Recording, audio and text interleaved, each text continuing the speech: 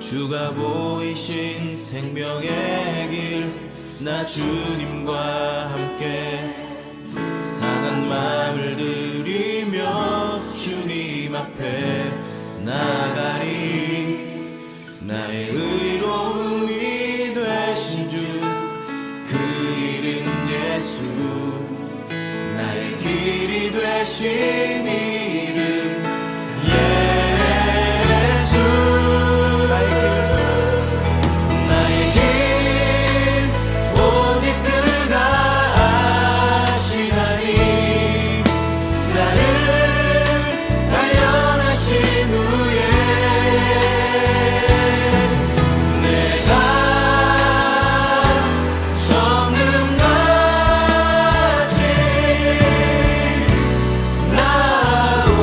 나오리라.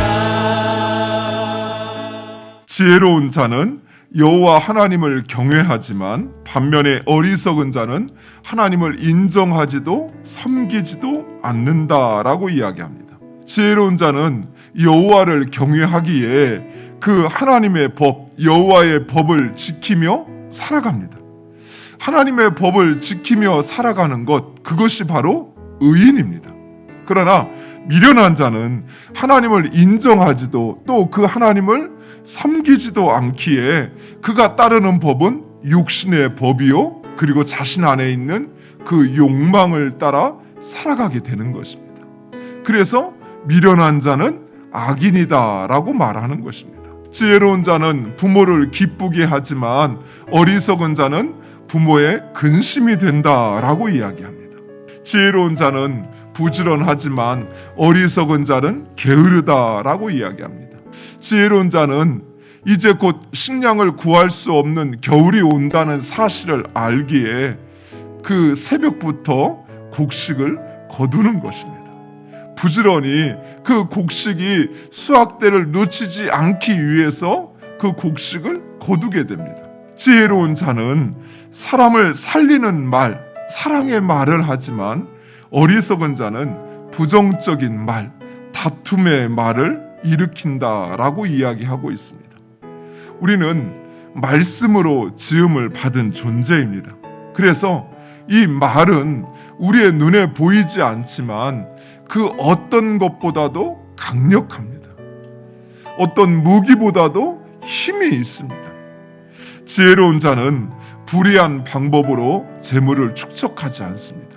왜냐하면 지혜로운 자는 재물을 목적으로 하지 않기 때문에 그렇습니다. 지혜로운 자는 수고하여 재물을 얻고 그리고 그것을 하나님의 뜻대로 사용합니다. 그러나 어리석은 자는 오직 재물이 목적입니다. 그러니 이 어리석은 자는 수단과 방법을 가리지 않고 그 재물을 축적하고 그것을 지키려고만 하는 것입니다. 그런데 어느새 그 모든 것이 그의 손아귀를 빠져나갈 수밖에 없습니다. 사랑하는 성도 여러분, 지금까지 지혜로운 의인과 어리석은 악인의 그 특징을 5가지를 비교해서 살펴보았습니다. 훈계를 듣는 자는 이제 선택을 해야만 합니다. 그리고 그 훈계를 지키는 것은 생명의 길을 가는 것이요, 그 훈계를 거부하는 것은 멸망의 길을 가는 것입니다. 지혜를 닮은 이러한 훈계를 듣고 자신의 삶을 돌아보며 자신을 새롭게 하며 순종하는 자는 생명을 풍성히 누리게 되겠지만, 그러나 그 훈계와 징계를 싫어하고 그릇된 길에서 벗어나지도 또 자신을 바로잡지도 않는 그러한 어리석은 자는 상실과 멸망의 길을 가게 될 것입니다. 사랑하는 성도 여러분, 이제 그 선택은 우리에게 남아 있습니다. 세상 사람들이 그렇게 살아서 성공한다 할지라도 결코 그것이 하나님의 뜻이 아니라면, 그것이 지혜로운 선택이 아니라면 우리는 하루속히 한시가 급하게 그 자리에서 돌이켜야 하는 것입니다. 왜냐하면 그 자리는 결국 그릇된 길이요 그로 멸망하게 하는 길이라는 것입니다. 하지만 우리가 이 지혜의 말씀과 교훈을 듣고 우리 자신을 돌아보고 그리고 우리의 삶을 바로 잡는다면 우리는 그 하나님으로부터 주어지는 생명을 받되 풍성히 받을 것입니다.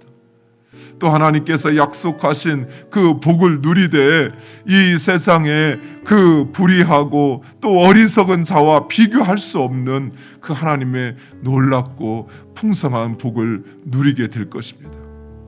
사랑하는 성도 여러분, 여러분은 어떤 선택을 하시겠습니까?